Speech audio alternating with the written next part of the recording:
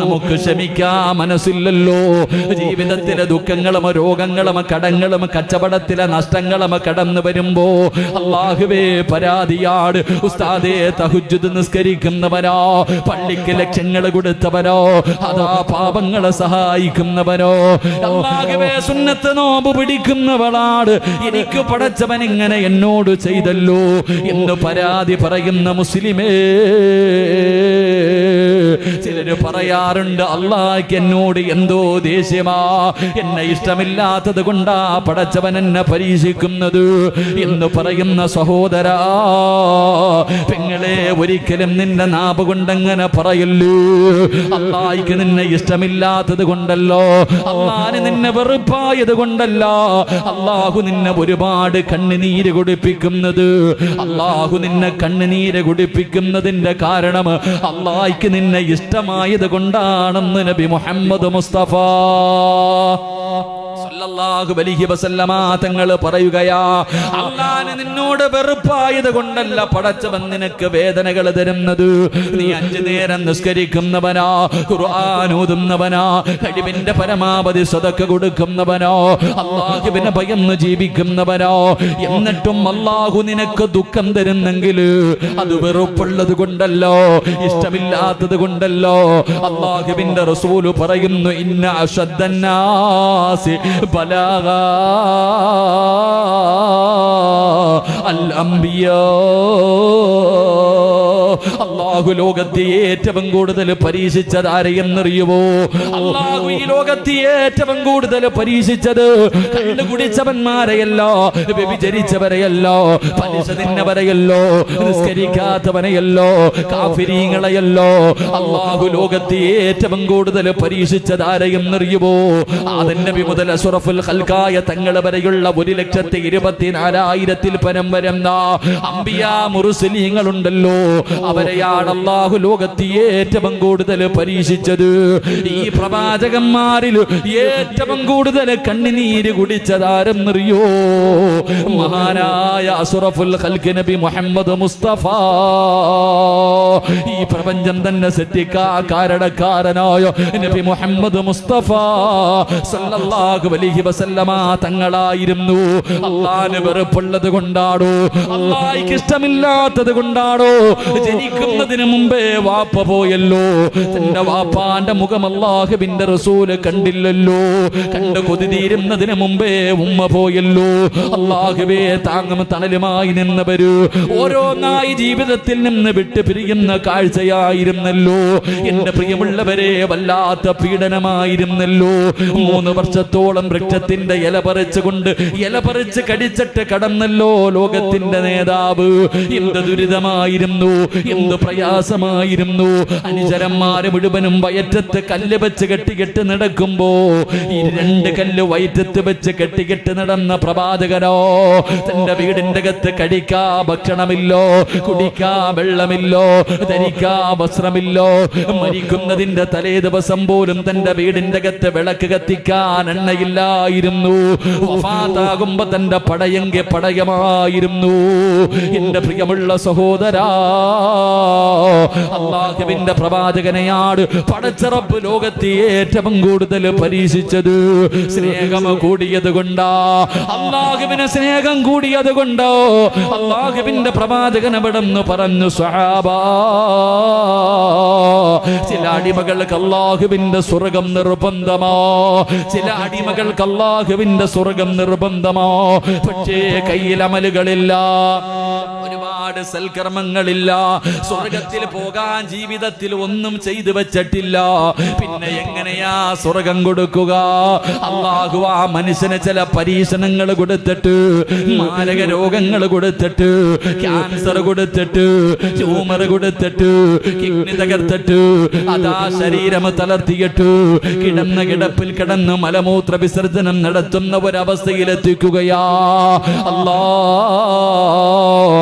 എന്നിട്ടാ ശമിച്ചതിന് പകരം അല്ലാഹു സ്വർഗം കൊടുക്കുമെന്ന് നബി മുഹമ്മദ് മുസ്തഫ സല്ലല്ലാഹു അലൈഹി വസല്ലമ തങ്ങൾ പറയുമ്പോ എന്റെ പ്രിയമുള്ളവരെ, എല്ലാ പരീക്ഷണമാണ്. അല്ലാഹുവിന്റെ പ്രവാചകൻ തന്റെ 6 മക്കളെയല്ലേ കബറടക്കിയത്. സ്വന്തം മക്കളുടെ മയ്യത്തിന്റെ മുകളിൽ പിടിമണ്ണ് വാരിയെറിഞ്ഞ വാപ്പയാട് മഹാനായ നബി മുഹമ്മദ് മുസ്തഫ. അല്ലാഹുവിന്റെ പ്രവാചകൻ അല്ലാഹു ഒരുപാട് പരീക്ഷിച്ചു. എല്ലാ സ്നേഹ കൂടുതൽ കൊണ്ടാ തിരിച്ചറിയാ കഴിയണം വാപ്പോ, മനസ്സിലാക്കാ കഴിയണം പെങ്ങള്. പരാതി പറഞ്ഞുകൊണ്ട് നടക്കല്ലേ പൊന്നുമോള്. അല്ലാഹുവിന്റെ പ്രവാചകന്റെ മുന്നിലേക്ക് മഹാനായ അബ്ദുല്ലാഹ് ഇബ്നു അറത്ത് റളിയല്ലാഹു തആല അൻഹു കടന്നു വന്നിട്ട് പറയുന്നു, നബിയേ, ശത്രുക്കൾ എന്റെ പച്ചയിറച്ചി കരിച്ചു നബിയേ, തീക്കകത്തിട്ട് കത്തിച്ചിരിക്കുകയാണ്. പച്ചയിറച്ചി കരിഞ്ഞ ശരീരം കൊണ്ട് വന്ന് ലോകത്തിന്റെ നേതാവിന്റെ മുന്നിൽ കരഞ്ഞുകൊണ്ട് പറയുകയാ, അള്ളാന്റെ റസൂല് പറഞ്ഞതെന്തെന്നറിയുവോ? നിങ്ങളുടെ മുൻഗാമികളുടെ അവസ്ഥ എന്തായിരുന്നെന്നറിയുവോ? ഒരു വലിയ കുഴിക്കകത്ത് ഇറക്കി നിർത്തുകയാണ്. തലയുടെ മുകളിൽ ഏർച്ചവാള് വെച്ചിട്ട് അവരോട് ചോദിക്കും, ഇസ്ലാമിൽ നിന്ന് മടങ്ങി വരുന്നു ഇല്ലെന്ന് പറയുമ്പോ പേപ്പർ മുറിക്കുന്നത് പോലെ തലയുടെ ഉച്ചയിൽ ഇങ്ങനെ ഈർച്ചവാള് വെച്ചിട്ട് അവിടെ നിന്ന് 2 മുറിച്ച് കളയുമായിരുന്നു സ്വഹാബ. അല്ലാഹുവേ, എന്നിട്ട് പ്രവാചകൻ നമ്മളോട് ചോദിക്കുകയാ, അള്ളാന്റെ വിശുദ്ധമായ ഖുർആൻ ജീവിതത്തിൽ പ്രയാസങ്ങൾ കടന്നു വരുമ്പോ അള്ളാഹുവിനെ കുറ്റപ്പെടുത്തുന്നവര്, അള്ളാഹുവോട് പരാതി പറയുന്നവര്, നാട്ടുകാരോട് ആവലാതി പറഞ്ഞുകൊണ്ട് നടക്കുന്നവര്, അള്ളാഹുവിന്റെ റസൂല് ചോദിക്കുകയാ, അള്ളാഹു ചോദിക്കുകയാ, എടാ സ്വർഗം വെറുതെ കിട്ടുമെന്ന് നീ കരുതുന്നുണ്ടോ? അള്ളാഹുവിന്റെ അനുഗ്രഹങ്ങൾ കൊണ്ട് നിറച്ച സ്വർഗമുണ്ടല്ലോ, അതങ്ങ് ഓസിന് കിട്ടുമെന്ന് നിനക്ക് തോന്നുന്നുണ്ടോ? അള്ളാഹു പറയുകയാ,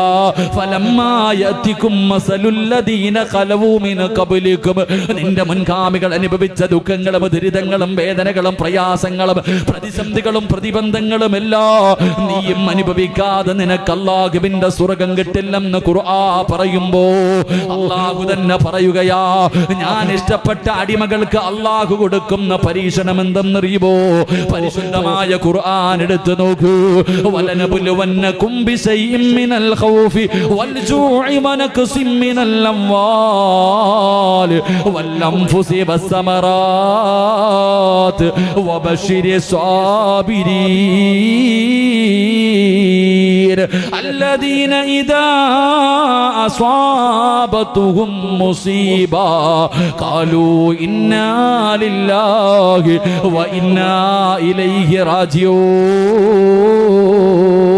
അല്ലാഹുവിന്റെ വിശുദ്ധമായ ഖുർആൻ പറയുകയാ, അല്ലാഹു ഇഷ്ടപ്പെട്ടവർക്ക് അല്ലാഹു കൊടുക്കുന്ന പരീക്ഷണം, അവൻ അല്ലാഹു ഭയം കൊടുക്കുകയോ, അവന് പട്ടിണി കൊടുക്കുകയോ, അവന്റെ സമ്പത്ത് നഷ്ടപ്പെടുത്തുകയോ, അവൻ അല്ലാഹു രോഗം കൊടുക്കുകയോ, അവന്റെ കച്ചവടം അല്ലാഹു നശിപ്പിക്കുകയോ, എന്തിനവന്റെ മക്കളുടെ മയ്യത്ത് അവനെ കൊണ്ട് തന്നെ കബറടപ്പിക്കുകയോ, ഇതെല്ലാം അല്ലാഹു ഇഷ്ടപ്പെട്ടവർക്ക് അല്ലാഹു കൊടുക്കുന്ന പരീക്ഷണമാണെന്ന് ഖുർആൻ പറയുമ്പോ എന്റെ പ്രിയമുള്ള സഹോദരാ, കുറ്റം പറയില്ലേ, പരാതി പറയില്ലേ.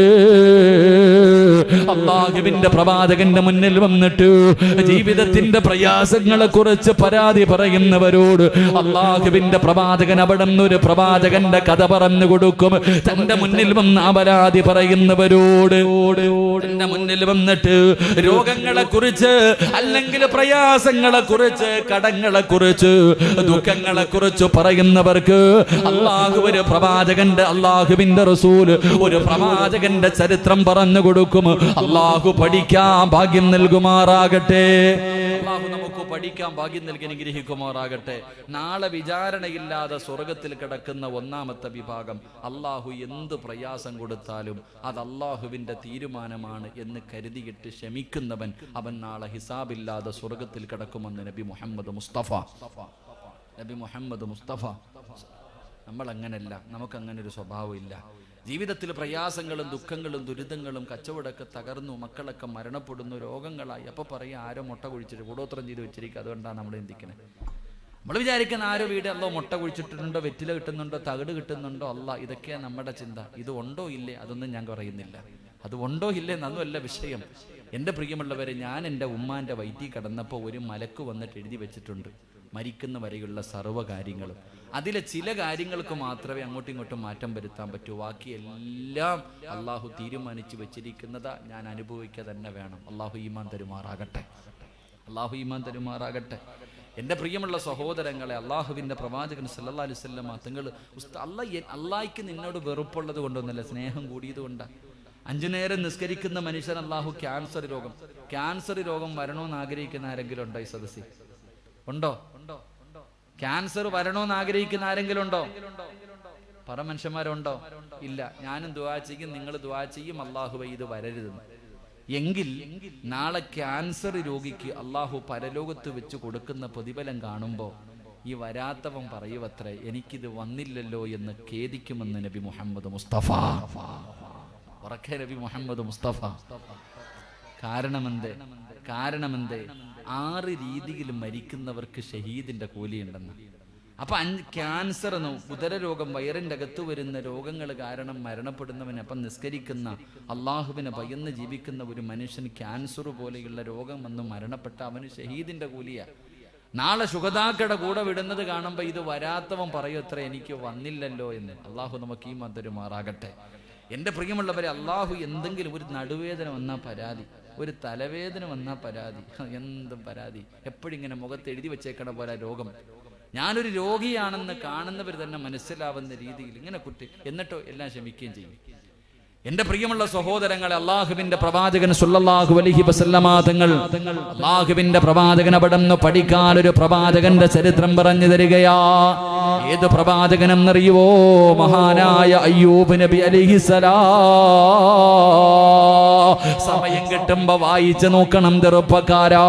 എന്റെ പ്രിയപ്പെട്ട പെങ്ങള്, അയ്യൂബ് നബി അലൈഹിസ്സലാമിന്റെ ചരിത്രം വായിച്ചു നോക്കണം പെങ്ങള്. പഠിക്കാൻ ഒരുപാട് പാഠങ്ങളുണ്ട്, പഠിക്കാൻ ഒരുപാട് ഗുണപാഠമുണ്ട്. അയ്യൂബ് നബി അലൈഹിസ്സലാമിന്റെയും തന്റെ പ്രിയപ്പെട്ട ഭാര്യ റഹ്മത്ത് ബീബി റളിയല്ലാഹു തആല അൻഹാ വായിച്ചു നോക്കിയിട്ട് അതുപോലെ ഒരു പെണ്ണാകാ പഠിക്കു പൊന്നുമോള്. അല്ലാഹുവേ, രോഗം പിടിച്ച് തളർന്നു കിടക്കുന്ന ഭർത്താവിനെ കളഞ്ഞിട്ട് കാമുകന്റെ കൂടെ ഒളിച്ചോടുന്ന പെൺകുട്ടികളുടെ കാലവാ. അല്ലാഹുവേ, ഭർത്താവിന്റെ കഴുത്തിറക്കുന്ന പെണ്ണുങ്ങളുടെ കാലവാ. രോഗിയായ വലിച്ചെറിഞ്ഞിട്ട് കാമുകനെ വീടിന്റെ അകത്ത് വിളിച്ചു കയറ്റുന്ന പെണ്ണുങ്ങളുടെ കാലവാ. എന്റെ പ്രിയപ്പെട്ട ഉമ്മമാരെ, റഹ്മത്ത് ബീബി റളിയല്ലാഹു തആല അൻഹയുടെ ചരിത്രമൊന്ന് വായിച്ചു നോക്ക് പെങ്ങള്. എന്റെ പ്രിയമുള്ളവരെ, മഹാനായ അയ്യൂബ് നബി അലൈഹിസ്സലാം സുഖ ആഡംബരങ്ങൾക്ക് നടുവിൽ ജീവിച്ച പ്രവാചകരോ, അല്ലാഹു എല്ലാ അനുഗ്രഹങ്ങളും വാരിക്കോരി കൊടുത്ത പ്രവാചകരോ. പടച്ചവര് 81 വർഷക്കാലം സുഖ ആഡംബരങ്ങൾക്ക് നടുവില് കൊട്ടാരത്തില് അല്ലാഹുവേ, പട്ടിണി എന്താണ്, പരിവട്ടം എന്താണ്, പ്രയാസം എന്താണ്, വേദന എന്താണ്, ഒരിക്കലും അയ്യൂബ് നബി അലൈഹിസ്സലാമിന് അറിയില്ലായിരുന്നു. പടച്ചവനെ, എന്നിട്ടും അല്ലാഹുവിനെ നന്ദി കാണിച്ച് ജീവിച്ച പ്രവാചകരാ. മലക്കുകൾ അയ്യൂബ് നബിയെ കുറിച്ച് എപ്പോഴും പറയുന്നത് കേൾക്കുമ്പോ ഇബ്ലീസിന് വല്ലാത്ത അസൂയ തോന്നി. അല്ലാഹുവിന്റെ മുന്നിൽ വന്നിട്ട് പറഞ്ഞു, അല്ലാ, അയ്യൂബിന് അനുഗ്രഹങ്ങൾ കൊടുത്തത് കൊണ്ടാണ് നിനക്ക് നന്ദി രേഖപ്പെടുത്തുന്നത്. എന്തെങ്കിലും ഒരു പരീക്ഷണം കൊടുത്താ അയ്യൂബ് നിന്നെ മറക്കുമല്ലാ. അല്ല പോലും പറഞ്ഞില്ലടാ ഇബ്ലീസ്, എടാ ശപിക്കപ്പെട്ടവരെ, എന്റെ അയ്യൂബ് എന്നെ മറക്കൂല. ഇബ്ലീസ് പറഞ്ഞില്ല തമ്പുരാര്, നീ കൊടുത്തു നോക്ക് തമ്പുരാര്. ഇബ്ലീസ് അവിടെന്ന് പറയുമ്പോ അവസാനം അല്ലാഹു സുബ്ഹാനഹു വ തആല അയ്യൂബ് നബി അലൈഹിസ്സലാമിന് അല്ലാഹു ഒരു പരീക്ഷണം കൊടുക്കുകയാണ്. അല്ലാഹു അവിടെന്ന് പരീക്ഷണം കൊടുക്കുകയാ. അയ്യൂബ് നബി അവസാനം തന്റെ കൊട്ടാരം വിട്ടു ഒറ്റയ്ക്ക് വീട് വെച്ച് താമസിക്കുകയാ. എന്റെ പ്രിയമുള്ളവരെ, എല്ലാം നഷ്ടപ്പെട്ടു. ഒരൊറ്റ രാവ് വെളുത്തപ്പോ അയ്യൂബ് നബിയുടെ സർവ്വതും നഷ്ടപ്പെട്ടു പോയി. ഇന്നലത്തെ കോടീശ്വരൻ ഇട്ടിരിക്കുന്ന വസ്ത്രമല്ലാതെ ഒന്നുമില്ലോ. എല്ലാം അയ്യൂബ് നബിയുടെ സർവ്വതും നഷ്ടപ്പെട്ടു പോയി. ആ സമയത്തും അയ്യൂബ് നബി പറഞ്ഞതെന്തെന്നറിയോ? ഇബ്ലീസ് മുന്നിൽ വന്ന് ചോദിച്ചപ്പോ പറഞ്ഞു എല്ലാം അല്ലാഹു തന്നു, അവൻ തന്നെ തിരിച്ചെടുത്തു. അയ്യൂബ് നബി പരാതി പറഞ്ഞില്ലോ. എന്നിട്ട് അയ്യൂബ് നബിക്ക് അല്ലാഹു ലോകത്തൊരാൾക്കും കൊടുക്കാത്ത ഒരു രോഗം കൊടുത്തു. സുബ്ഹാനല്ലാഹ്, ഭയാനകമായ ഒരു രോഗമാണ് കൊടുത്തത്. പടച്ചവൻ അവിടുത്തെ ശരീരത്തിന്റെ തോലുകൾ ഇങ്ങനെ പൊങ്ങുകയാണ്, പഴുത്തു പൊട്ടുകയാണ്, അതിലൂടെ ചലങ്ങളൊലിക്കുകയാണ്. വല്ലാത്ത ദുർഗന്ധമാണ്. ഒരാള് പോലും അടുത്ത് വരുന്നില്ല, ഒരാള് പോലും അടുത്ത് വരുന്നില്ല. അയ്യൂബ് നബി അലൈഹിസ്സലാമിന്റെ രോഗം പടരുമെന്ന് ഇബ്ലീസ് പറഞ്ഞ് പരത്തുകയാ. അവസാനം ജനിച്ചു വളർന്ന നാട്ടിൽ നിന്ന് അയ്യൂബ് നബി അലൈഹിസ്സലാമിനെ ആട്ടിയിറക്കുകയാണ്. ജനിച്ചു വളർന്ന നാട്ടിൽ നിന്ന് പുറത്താക്കി, ഒരാളും കൂടെയില്ലോ. കുടുംബക്കാര് മുഴുവനും കൈയൊഴിഞ്ഞപ്പോ റഹ്മത്ത് ബീബി റളിയല്ലാഹു തആല അൻഹ പ്രിയപ്പെട്ട ഭാര്യ കയ്യിൽ പിടിച്ചിട്ട് പറഞ്ഞു, നബിയേ ഞാനുണ്ട് നബിയേ, ഞാനുണ്ട് നബിയേ. അല്ലാഹുവേ, മഹാനായ അയ്യൂബ് നബിയുടെ കയ്യിൽ പിടിച്ചു നടക്കുകയാ. രോഗം വരുമ്പോ, നടുവേദന വരുമ്പോ, തലവേദന വരുമ്പോ, കാലിന്റെ മുട്ടിന് വേദന കിടക്കുമ്പോ പരാതി പറയുന്ന വാപ്പമാരെ, റഹ്മത്ത് ബീബി റളിയല്ലാഹു തആല അൻഹ അയ്യൂബ് നബി അലൈഹിസ്സലാമിന് പടച്ചറപ്പ് രോഗം കൊടുത്തിട്ട് ഓരോ ദിവസം കഴിയുമ്പോഴും രോഗങ്ങൾ ഇങ്ങനെ അതാ കൂടുകയാണ്. അവിടുത്തെ മാംസങ്ങൾ ഇങ്ങനെ താഴെ വീഴുകയോ, എല്ലുകള് വെളിയിൽ കാണുകയോ, നടക്കാമയ്യാ, ഇരിക്കാമയ്യോ. റഹ്മത്ത് ബീബി റളിയല്ലാഹു തആല അൻഹ അയ്യൂബ് നബി അലൈഹിസ്സലാമിനെ ചുമന്നുകൊണ്ട് നടക്കുകയാ. കൊച്ചു കുഞ്ഞുങ്ങളെ ചുമന്നുകൊണ്ട് നടക്കുന്നത് പോലെ അയ്യൂബ് നബി അലൈഹിസ്സലാമിന്റെ പ്രിയപ്പെട്ട ഭാര്യ അതാ ഒരുമ്മ 10 മാസമാണ് കുഞ്ഞിനെ ചുമക്കുന്നത്. ഒരുമ്മ 10 മാസമാണ് കുഞ്ഞിനെ ചുമക്കുന്നത്. പക്ഷേ റഹ്മത്ത് ബീബി റളിയല്ലാഹു തആല അൻഹ തന്റെ പ്രിയപ്പെട്ട ഭർത്താവിനെ ചുമന്നത് 18 കൊല്ലവാ. ചുമന്നുകൊണ്ട് നടന്നു പെങ്ങള്. രോഗം പിടിച്ചപ്പോ കളഞ്ഞിട്ട് പോയില്ല, കണ്ടവന്റെ കൂടെ പോയില്ല. തന്റെ പ്രിയപ്പെട്ട ഭർത്താവിനെ മാതാ റഹ്മത്ത് ബീബി ചുമന്നുകൊണ്ട് നടക്കുകയാ.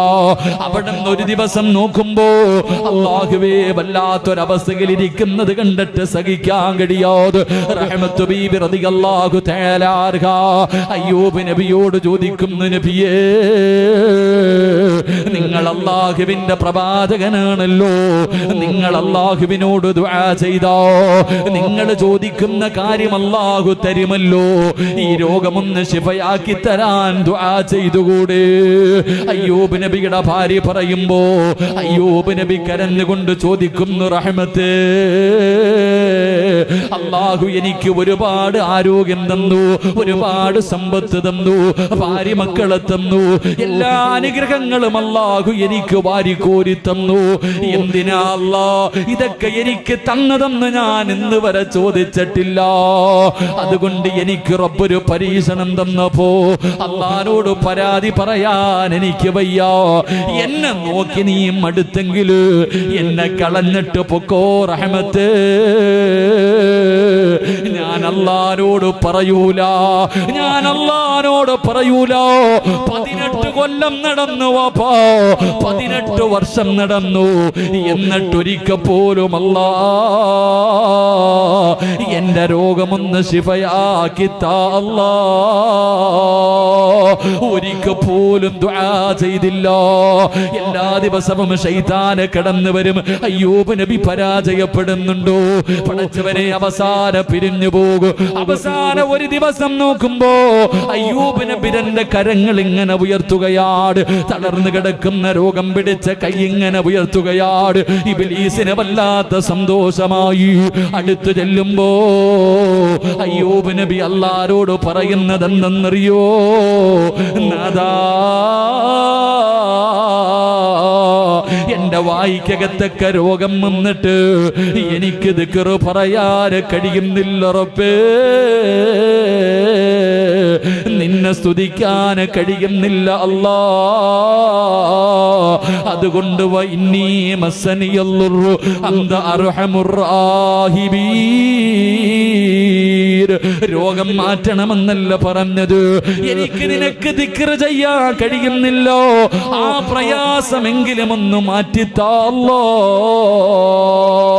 എന്റെ പ്രിയമുള്ളവരെ, അയ്യൂബ് നബി അലൈഹിസ്സലാം ഒന്ന് ദുആ പോലും ചെയ്യാൻ മനസ്സ് കാണിച്ചില്ലോ. അതുകൊണ്ട് നിനക്ക് പഠിക്കാറുള്ള ചരിത്രമോ, പാഠം ഉൾക്കൊള്ളാറുള്ള ചരിത്രമോ. അതുകൊണ്ട് അല്ലാഹുവിന്റെ ഖുർആൻ പറയുകയാ, അല്ലാഹുവിന്റെ അനുഗ്രഹങ്ങൾ കൊണ്ട് നിറച്ച പാലിരുപികളും തേനിരുപികളും കള്ളാറൊക്കെ ഒഴുകുന്ന പടച്ച റബ്ബിന്റെ ലഹും ജന്നാതുൻ തജ്രീ മിൻ തഹ്തിഹൽ അൻഹാർ. പാലിരുപികളും തേനിരുപികളും ഒഴുകുന്ന പടച്ചുറപ്പിന്റെ സ്വർഗമുണ്ടല്ലോ, ആ സ്വർഗം വെറുതെ കിട്ടില്ല, കഷ്ടപ്പാടും പരിശ്രമത്തിലൂടെയോ അത് ലഭിക്കൂ എന്ന് ഖുർആൻ നമ്മളോട് പറഞ്ഞു തരുമ്പോ, രോഗം വരുമ്പോ പരാതി പറയല്ലേ, കടം വരുമ്പോ പരാതി പറയല്ലേ, പട്ടിണി വരുമ്പോ പരാതി പറയല്ലേ, പണമില്ലാതെ വരുമ്പോ പ്രിയപ്പെട്ട പെങ്ങള്, മഹാനായ നബി മുഹമ്മദ് മുസ്തഫ സല്ലല്ലാഹു അലൈഹി വസല്ലമ തങ്ങള് 11 ഭാര്യമാരുണ്ടായിരുന്നു. ഏറ്റവും കൂടുതൽ സ്നേഹം ഖദീജയോടാണ്, ഏറ്റവും കൂടുതൽ സ്നേഹം ഖദീജയോടാ. അല്ലാഹുവേ, എന്ത് പറഞ്ഞാലും ഖദീജ മറ്റുള്ള ഭാര്യമാരോട് പറയും ഖദീജാനെ പോലെയാകണം. എന്റെ ഖദീജ എങ്ങനെയായിരുന്നു? എപ്പോഴും ഖദീജാനെ കുറിച്ചാണ് പറയുന്നത്. തനിക്ക് ആരെങ്കിലും അല്പം ഭക്ഷണം കൊണ്ടുവന്നു കൊടുത്താ അതിന്റെ ഒരു വിഹിതം ഖദീജയുടെ കൂട്ടുകാരികൾക്ക് കൊടുക്കുമായിരുന്നു. അല്ലാ, അതിന്റെ കാരണം എന്തെന്നറിയോ? ഖദീജ ബീബി റളിയല്ലാഹു തആല അൻഹ അല്ലാഹുവിന്റെ പ്രവാചകൻ ഇത്രയ്ക്ക് സ്നേഹിക്കാറുള്ള കാരണം എന്താ? 40ാമത്തെ വയസ്സിൽ പ്രബോധനവുമായി കടന്നു ചെന്നപ്പോ ഖുറൈശികൾ അല്ലാഹുവിന്റെ റസൂലിനെ തല്ലുകയാണ്, പ്രവാചകനെ അവിടെ നിന്ന് കളിയാക്കുകയാണ്. അവസാനം ഊരു വരക്കുമ്പോ ശൈബ് അബീ താലിബ് എന്ന് പറയുന്ന മലഞ്ചെരുവിലേക്ക് റസൂലുള്ള കടന്നു പോകാൻ തയ്യാറെടുക്കുമ്പോ തന്റെ പ്രിയപ്പെട്ട ഭാര്യ ഖദീജ ബീബി റളിയല്ലാഹു തആല അൻഹയോട് അല്ലാഹുവിന്റെ റസൂൽ പറഞ്ഞു, ഖദീജ, മക്കളെയും കൂട്ടിയിട്ട് നീ വീട്ടിലേക്ക് പോ ഖദീജ. പറയാറുള്ള കാരണം എന്തെന്നറിയുവോ? മക്കയിലെ ഏറ്റവും വലിയ കോടീശ്വരന്റെ മകളായിരുന്നു ഖദീജ. പട്ടിണി എന്താണെന്നറിയില്ലോ, ദുരിതം എന്താണെന്നറിയില്ലോ, പ്രയാസം എന്താണെന്നറിയില്ലോ, സുഖ ആഡംബരങ്ങൾക്ക് നടുവിലൂടെ ജീവിച്ചവളാണ് ഖദീജ. അല്ലാഹുവിന്റെ റസൂൽ പറഞ്ഞു, നീ മക്കളെയും കൂട്ടിയിട്ട് വീട്ടിലേക്ക് പോ. അല്ലാഹുവിന്റെ റസൂലിന്റെ കയ്യിൽ പിടിച്ചിട്ട് കരഞ്ഞുകൊണ്ട് പറയുന്നു, നബിയേ, യാ റസൂലല്ലാഹ്, എന്നെ പറഞ്ഞു വിടല്ലേ നബിയേ, എന്നെ പറഞ്ഞു വിടല്ലേ നബിയേ. ജീവിക്കാനാണെങ്കിൽ ഒരുമിച്ചു, മരിക്കാനാണെങ്കിൽ ഒരുമിച്ചു, മരണം വരെ ഞാൻ കൂടെയുണ്ട് നബിയേ. പട്ടിണിയാണെങ്കിലും പണമുണ്ടെങ്കിലും ഇല്ലെങ്കിലും, കഴിക്കാ ഭക്ഷണമുണ്ടെങ്കിലും ഇല്ലെങ്കിലും, കടക്കാ വീടുണ്ടെങ്കിലും ഇല്ലെങ്കിലും ഞാൻ കൂടെയുണ്ട് നബിയേ. പെങ്ങളെ, അതുപോലെയാകണം പൊന്നുമോള്. അല്ലാഹു ഒരു പരീക്ഷണം തരുമ്പോ കുറ്റപ്പെടുത്തല്, പരാതി പറയല്. അല്ലാഹു നിനക്ക് ചെയ്തു തന്ന അനുഗ്രഹങ്ങളെ കുറിച്ച് ചിന്തിക്കുന്നത് നല്ലതോ. അതുകൊണ്ട് അല്ലാഹുവിന്റെ പ്രവാചകൻ അവിടെ നിന്ന് പറയുകയോ, നാളെ വിചാരണയില്ലാതെ പടച്ചുറപ്പിന്റെ സ്വർഗത്തിലേക്ക് കടന്നു പോകുന്ന ഒന്നാമത്തെ വിഭാഗം ആരെന്നറിയോ? അല്ലാഹു ഒരു പരീക്ഷണം കൊടുക്കുമ്പോ ഇതെല്ലാം അല്ലാഹുവിന്റെ തീരുമാനമാണ്. കാരണം ഈമാൻ കാര്യത്തിൽ 6ാമത്തെ കാര്യം എന്തെന്നറിയുമോ? 2ാം ക്ലാസ് മുതൽ മദ്രസയിൽ പഠിക്കുന്നതല്ലേ ഈമാൻ കാര്യങ്ങളിൽ 6ാമത്തെ കാര്യം എന്താ? വൽ ഖദരി ഖൈരിഹി വശർരിഹി മിനല്ലാഹി തആല.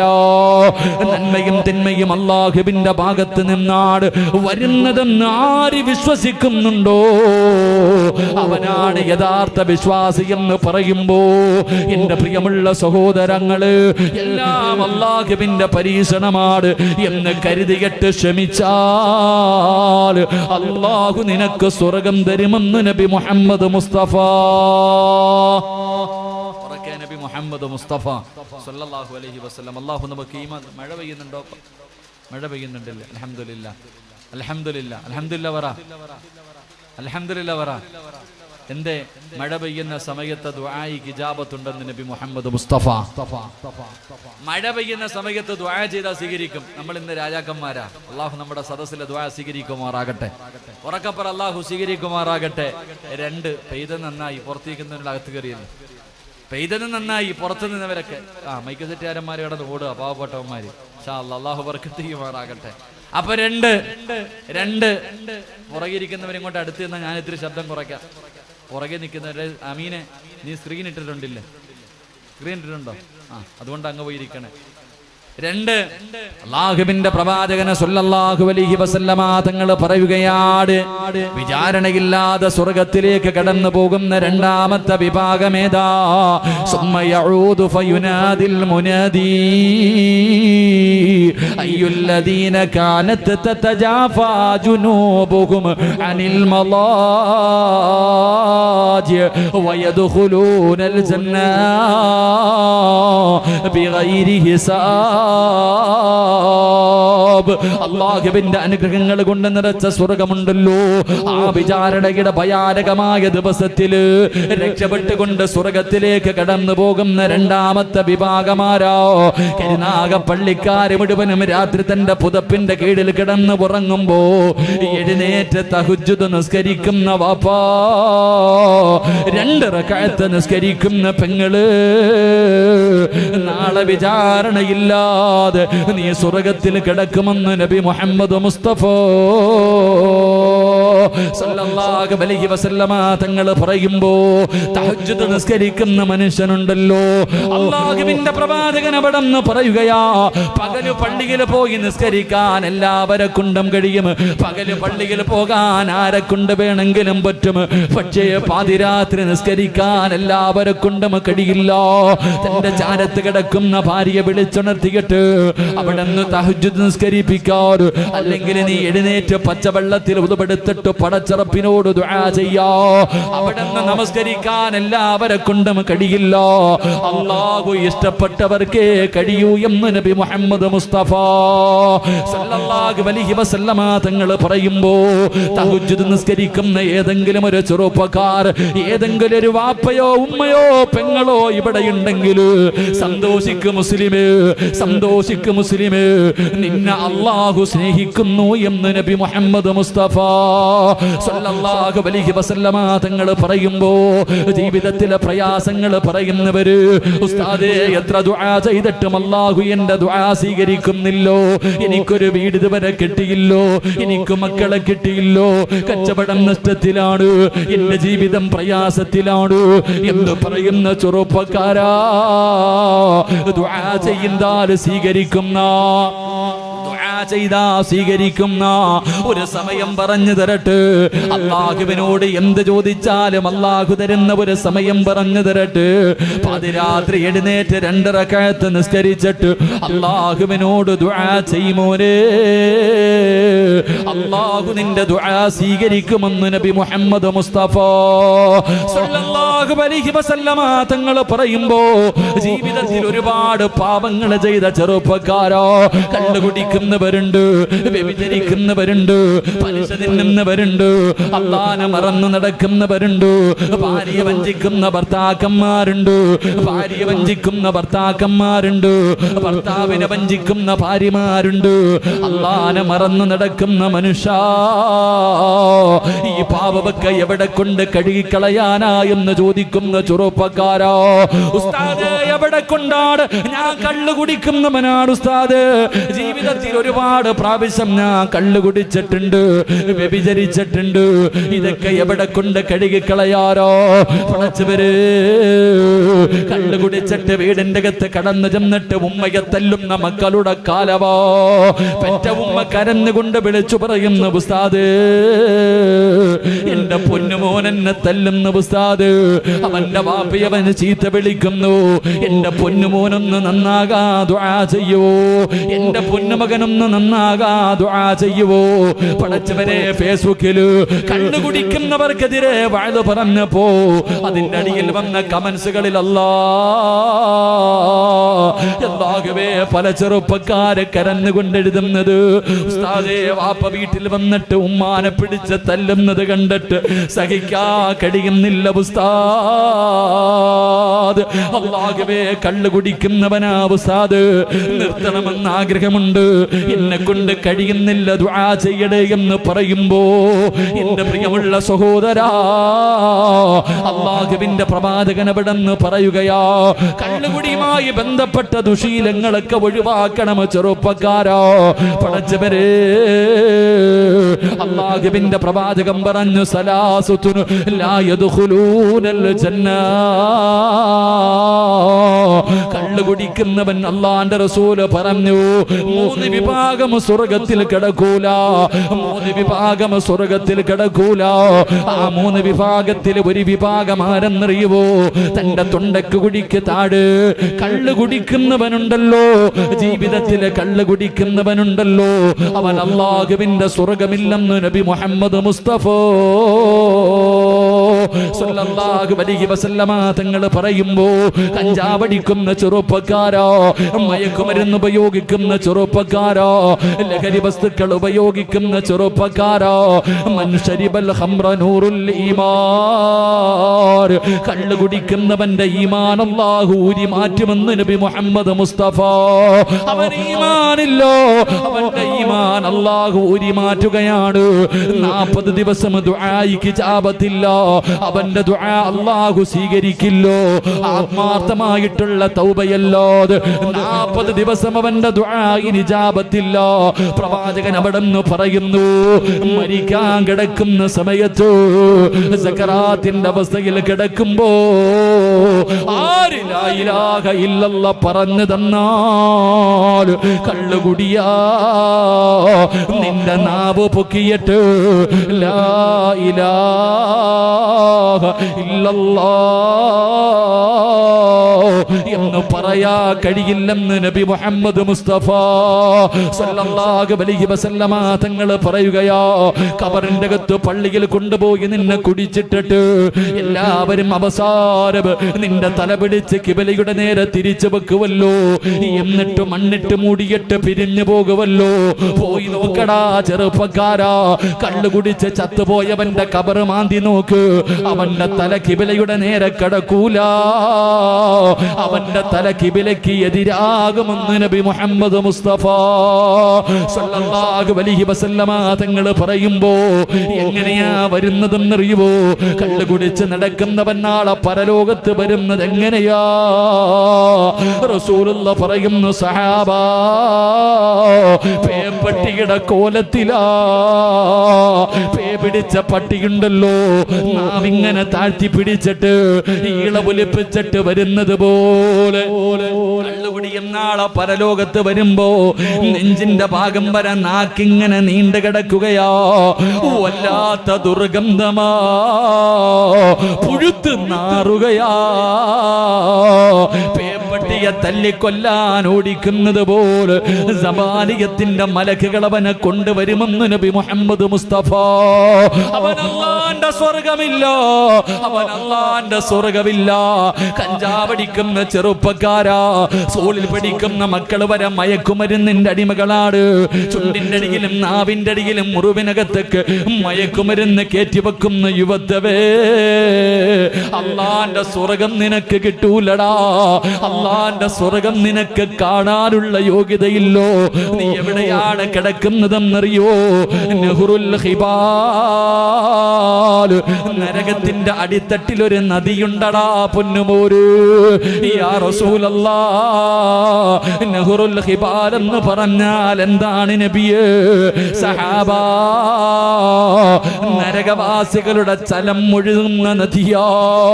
നരകവാസികളുടെ ചീഞ്ചലമുണ്ടല്ലോ, അത് ഒഴുകുന്ന നദിയാണെന്ന് നബി മുഹമ്മദ് മുസ്തഫ സല്ലല്ലാഹു അലൈഹി വസല്ലമ തങ്ങൾ പറയുമ്പോ എന്റെ പ്രിയപ്പെട്ട ഉപ്പമാരോട് ഉമ്മമാരോട് അല്ലാഹുവേ ആയിഷ ബീബി റളിയല്ലാഹു തആല അൻഹ പറയുകയാ, അല്ലാഹുവേ മൻ ശരിബൽ ഖംറ ഫലാ തുസവ്വജൂ, കള്ളുകുടിയന് നിന്റെ മക്കളെ കെട്ടിച്ചു കൊടുക്കല്ലേ വാപ്പാ, നന്നാകൂല വാപ്പാ. ആയിഷ ബീബിയാണ് പറയുന്നത്, ആയിഷ ബീബിയാണ് പറയുന്നത്, മൻ ശരിബൽ ഖംറ ഫലാ തസവ്വജൂ, പോറ്റി വളർത്തിയ പൊന്നുമോള് കള്ളുകുടിയന്റെ കയ്യിൽ കൊടുക്കല്ലേ. വഇൻ മരിദാ ഫലാ തഊദൂ, ചാകാൻ കടന്നാ തിരിഞ്ഞു നോക്കല്ലേ. കള്ള് കുടിച്ച് കിടക്കുന്നവന് അവൻ കിടക്കുമ്പോഴും കള്ളാണ് കുടിക്കുന്നത്, അവൻ തൗബ ചെയ്തിട്ടില്ലോ. അവൻ ചാകാൻ കിടക്കുമ്പോ, രോഗം പിടിച്ച് കിടക്കുമ്പോ അവന് രോഗസന്ദർശനം നടത്തല്ലേ. ഫലാ തുസല്ലി അലൈഹി, അവന്റെ മയ്യത്ത് നമസ്കരിക്കല്ലോ, അവന്റെ ജനാസയുടെ പുറകിൽ നടക്കല്ലോ, അവനെ മുസ്ലിമീങ്ങളെ അടക്കുന്നിടത്ത് അടുക്കല്ലേ, അവനോട് സലാം പറയല്ലേ, അവന് ഭക്ഷണം കൊടുക്കല്ലേ. കള്ളു കുടിക്കുന്നവനെ വീട്ടിൽ വിളിച്ചു കയറ്റിയിട്ട് വിളമ്പി കൊടുക്കുന്ന ചെറുപ്പക്കാരാ, റസൂലുള്ള പറയുകയാ, ഒരുരുള്ള ഭക്ഷണം കൊടുത്താ ഒരു നേരത്തെ ഭക്ഷണമല്ല.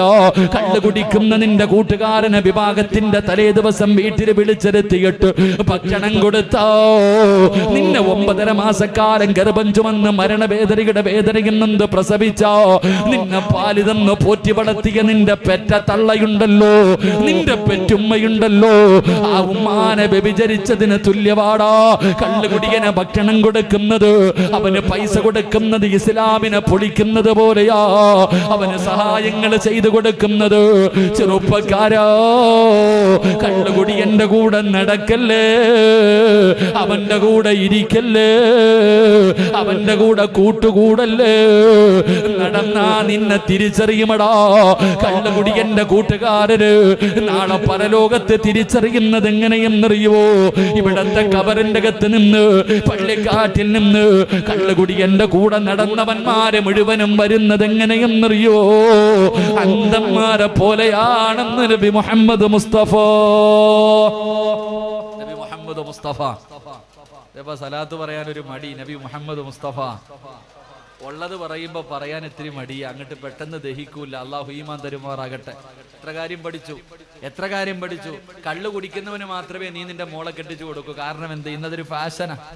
കള്ളുടെ ഒരു 60 അടിക്കും. ആ സന്തോഷം വരുമ്പോ മാത്രം, കൂട്ടുകാരെ നിർബന്ധിക്കുമ്പോ മാത്രം. ഓ പാവല്ലല്ലേ.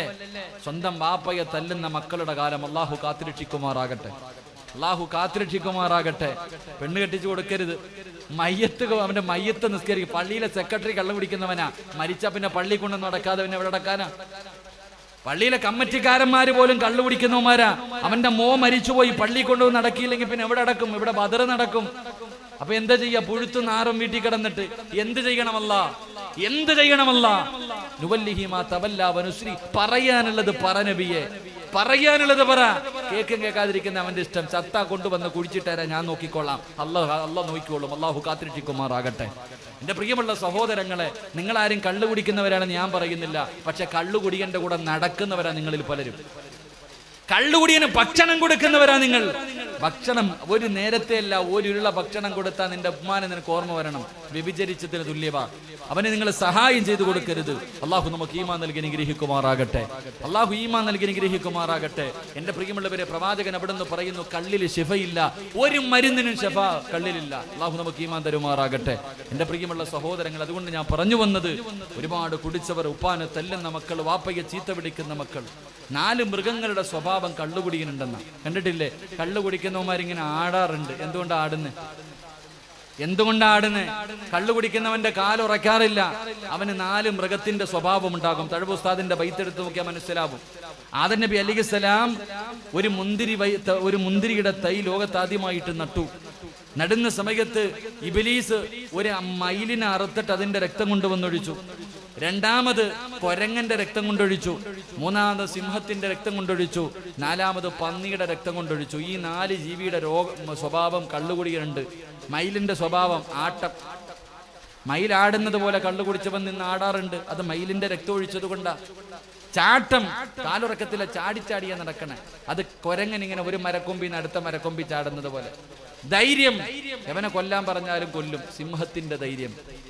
പന്നി ഏത് കാറ്റത്തിലും കിടക്കും. കുടിയൻ ഏത് ഓടയിലും കിടക്കും. അല്ലാഹു ഈമാൻ തരുമാറാകട്ടെ.